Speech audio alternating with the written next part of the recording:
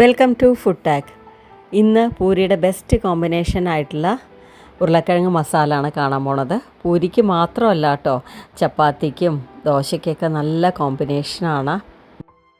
ഇത് ഞാൻ 1 പോട്ട് ഡിഷായിട്ടാണ് ഉണ്ടാക്കുന്നത്. അപ്പോൾ പെട്ടെന്ന് ഉണ്ടാക്കി കഴിയുകയും ചെയ്യും. അതുപോലെ നല്ല ടേസ്റ്റാണ് കഴിക്കാനായിട്ട്. നല്ല തിക്കായിട്ടുള്ള ഗ്രേവിയോട് കൂടി ഉള്ളതാണ്. അപ്പോൾ നമ്മുടെ ചാനൽ ആദ്യമായിട്ട് ആരെങ്കിലും പുതുതായിട്ട് കാണുന്നുണ്ടെങ്കിൽ ഒന്ന് സബ്സ്ക്രൈബ് ചെയ്ത് നമ്മുടെ ചാനൽ ഒന്ന് സപ്പോർട്ട് ചെയ്യാൻ മറക്കരുതേ. ആദ്യം തന്നെ കുക്കറിലേക്ക് 2 ടേബിൾ സ്പൂൺ വെളിച്ചെണ്ണയാണ് ഒഴിച്ചു കൊടുക്കുന്നത്.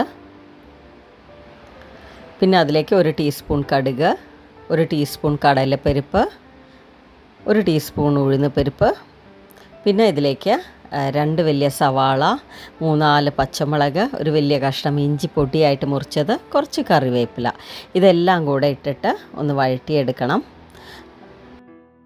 സവാള ട്രാൻസ്പെറൻ്റായി വന്നു കഴിഞ്ഞാൽ ഇതിലേക്ക് ഒരു വലിയ തക്കാളി ചെറുതായിട്ട് മുറിച്ചത് ഇട്ട് കൊടുക്കാം. ഇത് ചെറുതായിട്ടൊന്ന് വഴണ്ട് കിട്ടിയാൽ മതി. അപ്പോൾ ആദ്യകാലത്തൊന്നും തക്കാളി ഞാൻ ചേർത്തിട്ടുണ്ടായിരുന്നില്ല കേട്ടോ, പിന്നെ ചേർത്തപ്പോൾ നല്ല ടേസ്റ്റ് തോന്നി. ഇനി ഇതിലേക്ക് 3-4 ഉരുളക്കിഴങ്ങ് നല്ല വൃത്തിയായിട്ട് കഴുകി തോലൊക്കെ കളഞ്ഞ് ചെറുതായിട്ട് മുറിച്ചത് ഇട്ട് കൊടുക്കുകയാണ്. പിന്നെ ഇതിലേക്ക് 1 ടീസ്പൂൺ മഞ്ഞൾപ്പൊടി, ആവശ്യത്തിനുള്ള ഉപ്പും ആവശ്യത്തിനുള്ള വെള്ളവും കൂടെ ചേർത്തിട്ട് നന്നായിട്ടൊന്ന് വേവിച്ചെടുക്കണം. അപ്പോൾ ഞാൻ ഒരുപാട് വെള്ളം ചേർക്കണില്ല കേട്ടോ, ഈ ഉരുളക്കിഴങ്ങ് മുങ്ങാനായിട്ടുള്ള പാകത്തിന് മാത്രമേ ചേർത്ത് കൊടുത്തിട്ടുള്ളൂ. ഒരുപാട് വെള്ളമായി കഴിഞ്ഞാൽ അത് നന്നായിരിക്കില്ല. അപ്പോൾ ഇതാ കുക്കറിലെ പ്രഷറൊക്കെ പോയി. ഇനി തുറക്കാം. ഇനി ഒരു മത്തോ അല്ലെങ്കിൽ മാഷറോ കൊണ്ട് ഇതുപോലെ നന്നായിട്ടൊന്ന് മാഷ് ചെയ്ത് കൊടുക്കാം. അപ്പോൾ അധികം വെള്ളം ഒഴിച്ച് കഴിഞ്ഞാൽ നന്നായിട്ട് വെന്ത് വരില്ല കേട്ടോ.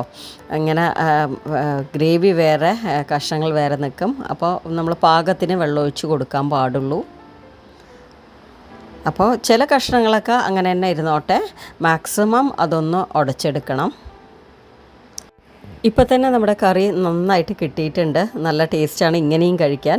പക്ഷേ നമ്മൾ ഹോട്ടലിലൊക്കെ കിട്ടുന്ന രീതിക്കാണ് ഇന്ന് ഉണ്ടാക്കാൻ പോണത്.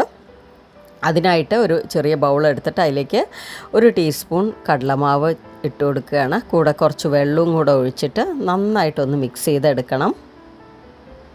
കട്ടകളൊന്നും കെട്ടാതെ വേണം ചെയ്യാനായിട്ട്. അതിന് ശേഷം ഇതാ നമ്മൾ ഈ കറിയിലേക്ക് ഒഴിച്ചു കൊടുക്കുകയാണ്. ഈ സമയമൊക്കെ സ്റ്റൗവ് വീണ്ടും ഞാൻ ഓണാക്കിയിട്ടുണ്ട് കേട്ടോ. ഏറ്റവും ലോ ഫ്ലെയിമിൽ വെച്ചിട്ടാണ് ഇപ്പോൾ കുക്ക് ചെയ്യണത്. ഇനി ഈ കടലമാവ് നന്നായിട്ടൊന്ന് വെന്ത് കിട്ടണമല്ലോ, അപ്പോൾ ചെറുതായിട്ടൊന്ന് കുക്ക് ചെയ്തെടുക്കണം. ഈ ചൂടിൽ തന്നെ അത് നന്നായി വെന്ത് കിട്ടും കേട്ടോ. ഏറ്റവും അവസാനമായിട്ട് ഫ്ലെയിം ഓഫ് ചെയ്ത ശേഷം കുറേ മല്ലിയില ഉണ്ടെങ്കിൽ അതിട്ട് കൊടുക്കാം. നല്ല ടേസ്റ്റും മണമാണ് മല്ലിയില ഇടണ സമയത്ത്. ഇപ്പോൾ കണ്ടോ, ഇപ്പോൾ കറി നന്നായിട്ട് കൊഴുത്ത് വന്നിട്ടുണ്ട്. ഏറ്റവും അവസാനമായിട്ട് 1/2 ടീസ്പൂൺ നെയ്യ് കൂടെ ചേർക്കുകയാണ്. ഇത് ഓപ്ഷണലാട്ടോ, എനിക്കിത് ചേർക്കണത് ഇഷ്ടമുള്ളത് കൊണ്ട് ഞാൻ ചേർക്കണമെന്നേ ഉള്ളൂ.